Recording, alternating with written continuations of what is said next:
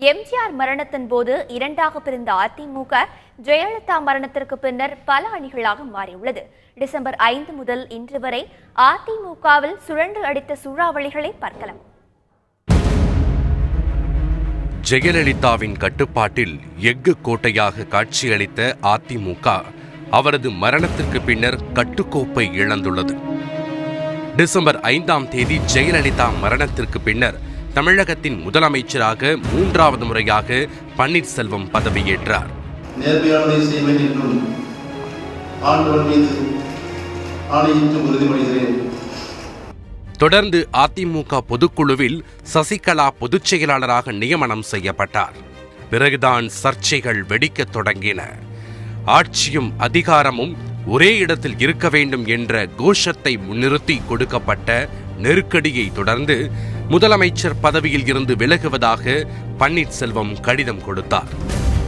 அதிமுகவின் சட்டமன்ற குழு தலைவராக தேர்ந்தெடுக்கப்பட்ட சசிகலா ஆளுநரை சந்தித்து ஆட்சி அமைக்க உரிமை கோரியிருந்தார். முன்னதாக யாரும் எதிர்பாராத வகையில் ஜெயலலிதா நினைவிடத்தில் தியானம் நடத்தி அரசியல் சூறாவளியை வீசினார் பன்னீர்செல்வம். சசிகலாவுக்கு எதிராக குரல் எழுப்பி அதிமுக தொண்டர்களின் கவனத்தை ஈர்த்து வந்த ஜெயலலிதாவின் அண்ணன் மகள் தீபாவை பின்னுக்கு தள்ளி பன்னீர்செல்வம் முன்னேறினார்.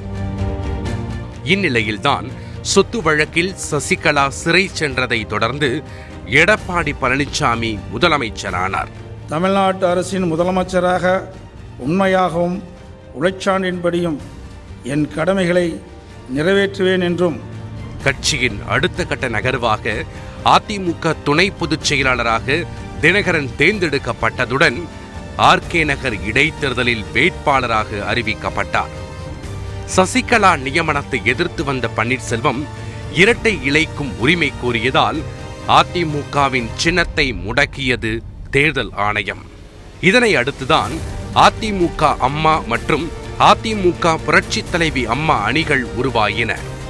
ஆர்கே நகர் தேர்தல் பணப்பட்டுவாடா விவகாரம் மற்றும் அமைச்சர் விஜயபாஸ்கர் வீட்டில் நடந்த வருமான வரி சோதனை தினகரனுக்கு அதிமுக அம்மா அணியில் எதிர்ப்பு அலையை கிளப்பியது. பல பிரச்சனைகளை பற்றி நாங்கள் ஜாலியாகவும் சில பேர் ஒரு விஷயத்தை காரசாரமாக சொல்லுவாங்க. ஒவ்வொருத்தர் வாய்ஸ் அதிகமாக இருக்கும். சமயத்தில் சில பேர் ஒவ்வொரு சப்ஜெக்ட் நடந்தது, அண்ணா அது அப்படி நடந்துச்சு இப்படி நடந்துச்சுன்னு சொல்லுவாங்க. அது மாதிரி விஷயத்தில் காரசாரமாக பேசுவாங்க. இரட்டை இலை சின்னத்தை பெற லஞ்சம் கொடுக்க முயற்சித்ததாக தினகரன் மீது முதல் தகவல் அறிக்கை தாக்கல் செய்யப்பட்ட நிலையில் அதிமுகவின் இரு அணிகளும் இணைய பேச்சுவார்த்தை நடத்த தயார் என்று பன்னீர்செல்வம் வெளியிட்ட அறிவிப்பு அரசியலில் பூகம்பத்தை கிளப்பியது. இதுவரை அந்த முயற்சிகளில் யாரும் என்னை அணுகவில்லை. அணுகினால் நாங்கள் உட்கார்ந்து பேசுவதற்கு நாங்கள் தயாராக இருக்கிறோம். அவர்கள் வருவார்கள் என்ற நம்பிக்கை எங்களுக்கு உறுதியாக இருக்கிறது. பன்னீர்செல்வத்தின் கருத்துக்கு அதிமுக அம்மா அணியில் ஆதரவு பெருகிய போது தினகரனின் தீவிர ஆதரவாளர்கள் அதற்கு எதிர்ப்பு தெரிவித்தனர். சசிகலா குடும்பத்தை அதிமுகவில் இருந்து நீக்க வேண்டும் என்று பன்னீர்செல்வம் விதித்த நிபந்தனையே அதற்கு காரணமாக சொல்லப்பட்டது. முன்னாள் முதலமைச்சர் மதிப்பிற்குரிய ஓ பன்னீர்செல்வம் அவர்கள் மதுரைக்கு செல்லுகிற வழியில் இணைந்து பணியாற்றுவதற்கு தயார், நிபந்தனைகள் எதுவும் இல்லை என்றவர் அறிவித்தார். அதற்கு பிறகு எங்கள் தரப்பில்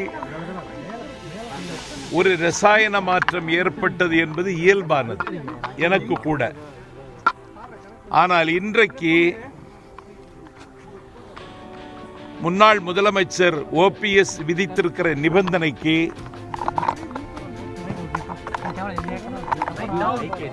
நாங்கள் கட்டுப்பட முடியாது. ஆனாலும் தினகரனின் எதிர்ப்பை அமைச்சர்கள் பொருட்படுத்துவதாக தெரியவில்லை.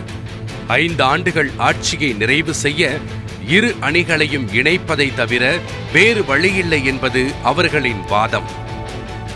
சசிகலாவை எதிர்த்து அரசியல் களம் கண்ட போது பன்னீர்செல்வம் பரபரப்பாக பேசப்பட்டார்.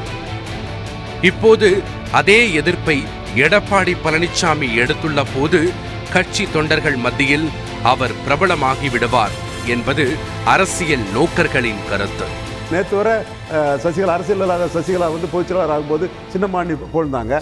அதுக்கு பிறகு அவங்க ஜெயிலுக்கு போன பிறகு பொதுச் செயலாளரை மறந்த துணை பொதுச் செயலாளர் டிடிவி தினகரனை போழ்ந்தாங்க. இன்னும் சொல்லப்போனால் இந்த புகழ்ச்சியெல்லாம் பண்ணவங்க இவர் முக்கியமாக இருக்கக்கூடிய பன்னீர்செல்வம் போன்றவர்களே அதை செய்தாங்க. இன்னைக்கு எல்லாருமே எடப்பாடி பழனிசாமி பின்னாடி இருக்கிறாங்க. நேற்று அந்த கட்சியில் போஸ்டரில் எடப்பாடி பழனிசாமி படத்தை காண முடியாது. சசிகலா படம் இருக்கும், டிடிவி தினகரன் படம் இருக்கும், எடப்பாடி பழனிசாமி படத்தை தேட வேண்டியிருக்கும். நம்ம நாளையிலிருந்து அந்த கட்சியில் எல்லா இதுலையும் எடப்பாடி பழனிசாமி படம் தான் பிரதானமாக இருக்கும். ஜெயலலிதா மறைவை தொடர்ந்து எழுந்த பரபரப்புகள் அடங்கிய பாடில்லை. அவை இன்னும் தொடருவதற்கான வாய்ப்புகள் தான் தெரிகின்றன. முதலில் தீபாவின் எழுச்சி, பின்னர் அதிமுக தொண்டர்களின் மனதில் இடம் பிடித்த பன்னீர்செல்வம், இப்போது அரசியல் பேசாமல் அமைதியாக இருந்து அதிரடி முடிவை எடுத்த முதலமைச்சர் எடப்பாடி பழனிசாமி என்று அரசியல் சக்கரம் வேகமாக சுழன்று வருகிறது என்னவோ உண்மை.